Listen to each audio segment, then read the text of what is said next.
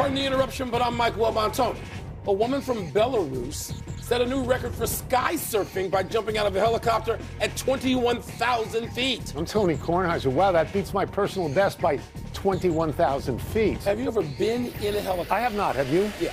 Did you enjoy it? In Alaska. Oh, so you was as a tourist helicopter? Scared me to death. Really? Yeah. Do you know that I've been told by guys who fly the planes that go up and down on the aircraft carrier, those guys, fighter jet guys, that the greatest pilots in the world are helicopter pilots. They say that. Helicopter I feel pilots. better now. Yeah. Welcome to PTI, boys and girls. In today's episode, the University of Washington has a quarterback quandary. The Hawks are working on a Trae Young trade, and Steve Young joins us for 5 good minutes. But we begin today with the continuing saga of John Harbaugh. His agent is saying that he received calls from 7 different NFL teams yesterday within 45 minutes of Harbaugh being fired by Baltimore. So if Harbaugh wants work, he will get it. But he still has to be replaced in Baltimore, a team with a 2-time league MVP at quarterback. Wilbon, what are you more intrigued with? Where Harbaugh ends up or who the Ravens replace him with? Well, I am a resident of the state of Maryland. I live about 38 minutes from the ballpark where the Ravens play their home games. So I'm curious. It's not my team, but I'm naturally curious. You get to see more of that. You hear more of the chatter of that. And I'm genuinely interested. But Harbaugh, to me, if he's going to work this year, we don't know. He doesn't have to. He can wait till something better, unless he wants shinier to. comes along next year. If he wants to, he's going to work. And Atlanta seems to me, as I mentioned yesterday, and hadn't changed since yesterday, the place where you have a great running back in Bijan Robinson. You have a serviceable quarterback at least. Very competent. If not more so, very competent. Even a backup. A young backup. You've got a lot of things in place there if Harbaugh wants to do that. But the Ravens, Tony, you got a 2-time MVP in Lamar Jackson. There seems to be, I hate to say this, some underachieving there if you compare him to his peers and the number of playoff games that they have won, even Josh Allen. So I think the answer ultimately, narrowly, is I want to see what happens in Baltimore. I am more interested in where Harbaugh goes. You are, okay. Okay. I mean, let me go through this. There are, at the moment, 7 teams with official coaching vacancies. One of them is the Baltimore Ravens. I doubt they called up the agent and wanted to offer Harbaugh a job, which means at least one of those calls came from somebody with a coach already in place. And I will bet more than one came from a team with coaches already in place. I'll just throw out a name here. Miami Dolphins. I don't know how committed they are to Mike McDaniel. Would they scrap Mike McDaniel if they could get John Harbaugh? Would Dan Quinn stay in Washington if Washington could get John Harbaugh? Let me go to Green Bay. If Green Bay loses the first round of the playoff games to your Bears, will Matt LaFleur stay there if John Harbaugh is available? I know Todd Bowles says he's back in Tampa Bay. How secure do I feel that Todd Bowles is? Right. The thing about Baltimore is I think whoever they bring in, I'll get out of here quickly, they've got to run it by Lamar Jackson, because it does seem to both of us that Lamar Jackson wasn't 100% tied to John Harbaugh. He may not be good in the playoffs, but he's great in the regular season. You've got to run it by him. And by the way, whoever gets that job, you got to win quickly. It's there for you. You got to win quickly or you're out. But you know what, Tony? Let's not make Baltimore, Philly, or New York, or Boston, the cities all immediately north.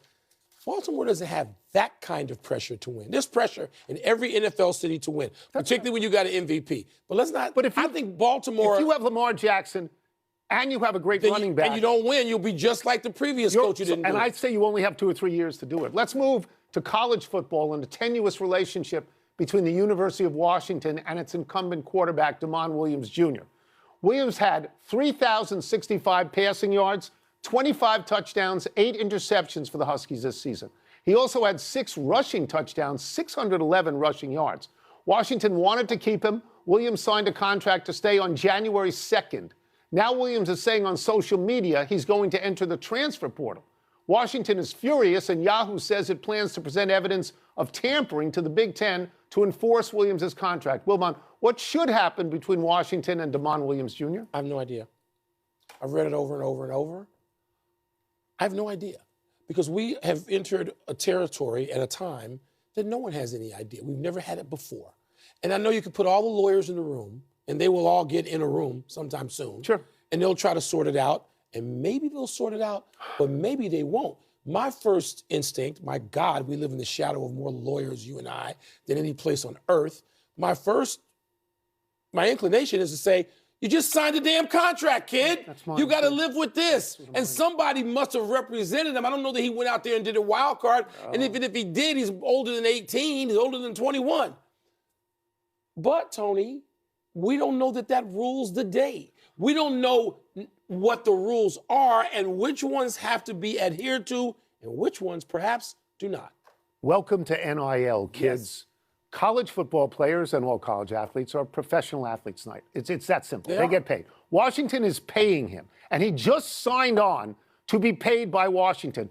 Literally days after the ink is dried, he says he wants to go somewhere else. I don't know what kind of advice he got. I don't know how many lawyers are involved, but it would seem to me, as it would seem to you, that contract is probably upright, and they could compel him to go under it. But do you want a player who doesn't want to be there, what I would call the Kevin Durant syndrome? I don't know that you want that. And I don't know that these young kids getting all this money have any sophistication in the ways of contract law, because you and I don't at this point. This is the transfer portal is this golden highway. 100 years of no official money, and now all the money in the world. And I don't know what you do here. I just don't. No one knows what you do here. And Tony, so this, you talk about slippery slope. This is worse than that. There's a mountain of backsliding down. I will say this. There's a factor in here that's important. What? One of the schools that may want this kid going into the transfer portal as a quarterback is LSU, with your best friend, Lane Kiffin Jr., who the kid committed to him when he was in high school, then decommitted, then followed the guy at Arizona, who then went to Washington. It's so hard to connect the dots here. I would say this, though, real quickly. I would say this. For all those schools like LSU and Washington and all those schools, there's another quarterback coming. Yep. There's a kid we haven't heard of today who has no NIL money today, who may have all the NIL money in the world a week from Thursday. You don't know. Who heard of Fernando Mendoza last year? Exactly. Nobody. Let's move to the report that the Atlanta Hawks and Trae Young are working together to find a new team for that expensive borderline superstar guard. Young is a 4-time All-Star and the franchise's all-time leader in threes and dimes, but he's also a defensive liability who over the next 2 seasons is owed $95 million. Tony, you've been a Trae Young guy. Yeah. How valuable is he? I'm not going to say he's a borderline superstar. I'm not borderline? going to. No. That's got to be that's a pretty big border. It's a big line. You hated him in college. You didn't like him at all. I didn't. Okay. So I think this is a very good thing potentially for Trae Young, who will otherwise be remembered always and compared to unfavorably with Luka Doncic, who he was traded for on draft day 2018. The Mavericks drafted with the 3rd pick, they drafted Trae Young. With the 5th pick, Atlanta drafted Luka Doncic. They were swapped. And with all of Trae Young's accomplishments, and he led the league in assists last year. He ain't Luka Doncic. And even Nico Harrison would not trade Luka Doncic for Trae Young right now. I look around the league, Mike, and I see good players in not good situations. John Morant, what's he ever going to accomplish in Memphis? Bradley Beal, what has he ever accomplished? And that's why De'Aaron Fox is so fortunate, because he ends up in San Antonio and he gets out of Sacramento before he dies there. Trae Young's done in Atlanta. Yes. They're 2-8 with him and 15-13 without him. So if he can get on an upward trajectory, great. But if they say Washington's not an upward trajectory. Yeah, no, it's Devil's Island. But you go there and you can survey the landscape and you just sort of showcase yourself for teams who are contenders who will come looking for trades either before the deadline, which is in about a month, or in the summer, in the offseason. And so then you can wind up restarting your career. You hit a reset button. But the Wizards are just where you go to stage before you go somewhere else. We see this happening all the time in the league now. No. By the way, I got it wrong. I had the reverse order. What did you do? Dallas drafted 5th. And Atlanta drafted 3rd. Okay. And it was Atlanta. Either though, but Doncic was involved, of course, absolutely, in that draft night. But Trae Young, Tony, is an interesting case. Can I ask you a question? Everybody's fixating on Washington. Doesn't Minnesota need a point guard? Maybe Houston. Do the L.A. Clippers want to go all season with a 36-year-old point guard in James Harden? Yeah, they do. Okay, does Detroit need a real point? The thing is, he's such a terrible defensive player. There's a statistic that is mind-blowing. When he is on the court for Atlanta, Atlanta is 5 points worse on defense than the worst team in the league, Utah. What about six-man? What about coming off the bench? It's a lot of money for a six-man. I refuse to think, and you know where I was when he's not John Havlicek. It's a lot of money. Wait a minute. He can score and he can hand it out. There's no role for him in the NBA. Come on now. Which camera am I looking at? Okay, let's take a break. And coming up, what kind of a coach would be best for Lamar Jackson? We're going to ask Steve Young. We're also going to ask him whether he's more impressed by Justin Herbert or Drake May. They face each other Sunday night. I worked hard on getting that trade right, and I got it wrong. The NFL playoffs begin on Saturday, which makes it the perfect time for a visit from our great friend and a man with whom I combined for 2 NFL MVPs. Yeah, he had both. Good. Hall of Fame quarterback Steve Young. We're going to start with this. We're going back to the 49ers. Brock Purdy sounds confident that Trent Williams will return from his hamstring injury against the Eagles. If you're in his shoes, how much does Williams' presence matter? Look, I don't think you can understate it. I mean, there's 4 positions that you have to have in the NFL to be any good as quarterback, shutdown tackle, shutdown corner, and edge rusher. So if you've got a tackle, and look, it's not as big a deal, Tony, today because you're in the shotgun most of the time. The shotgun, you're already kind of preset. You don't have to turn your back. If you're under center, you have to turn your back, and the blind side becomes a much bigger deal. But yet, if you have a tackle that can take a 3-way rush and swab it down or stone it right where it is, that leaves you an angle now to escape. And then if he goes around the end, the circle gets so much bigger because the tackle's so much more athletic. If you don't have that guy, everything gets squeezed. It's concentric circles that kind of, all you do is just feel this kind of presence all the time. And then what that gets into your head too, because you know the pocket. And if the pocket starts to shrink in the playoffs, it eats at you. And so having him back and having Trent ready to go will be huge. Wow. We'll go to another Williams, Caleb. Because he and Ben Johnson have both said the Bears quarterback is built for big games. God only hopes for some of us that that's true, Steve. Is that a thing? Does that sound like wishful thinking or nonsense to you? It's a shock you're asking me this question, Michael.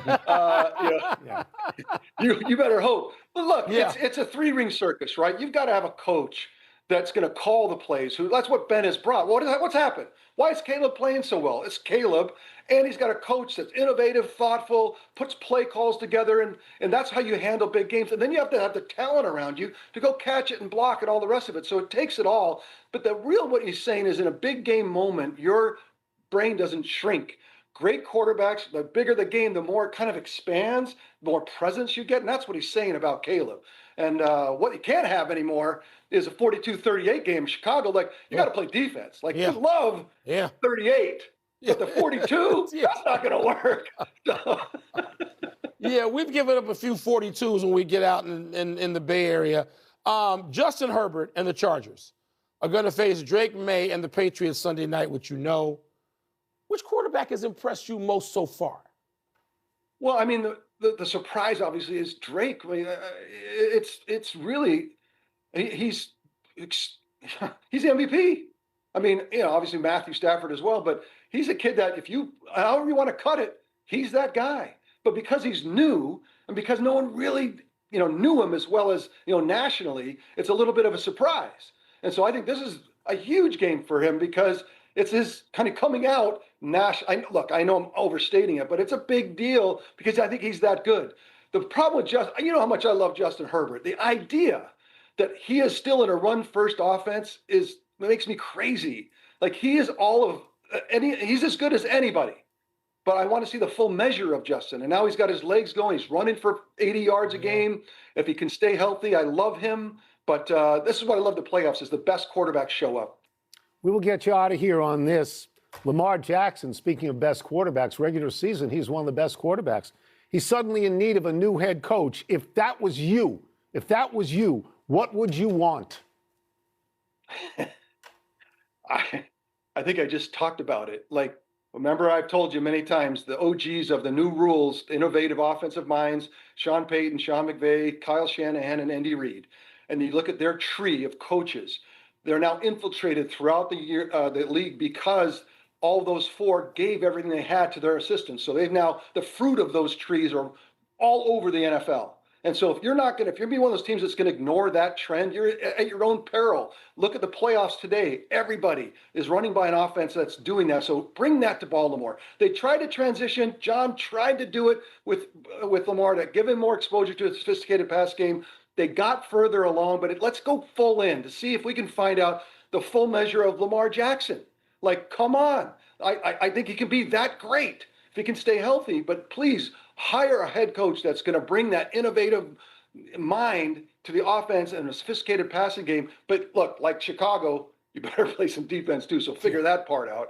But, in Chicago, Michael, they're like, bro, this is Chicago at the end of the day. This is Baltimore. We got to play some defense. All right, but let me follow up and ask you this. Please hire an offensive mind. That guy, you're describing Bill Walsh. Doesn't it make you jealous or crazy that all these people, it's all derivative, all they're doing is what Bill brought to the league 50 years ago? But remember, don't forget, Michael, I don't want to run out of time, but he packaged everything he knew up. I was there when he was filming, and he was trying to, he would tape everything, and I thought he was building it for a museum, a Bill Walsh museum. But I said, what are you doing taping yourself, going into the locker room, going out to practice? He goes, I'm building a repository of everything that I know at the height of my career because I'm going to hand it to my minority assistant coaches who are not getting head coaching jobs.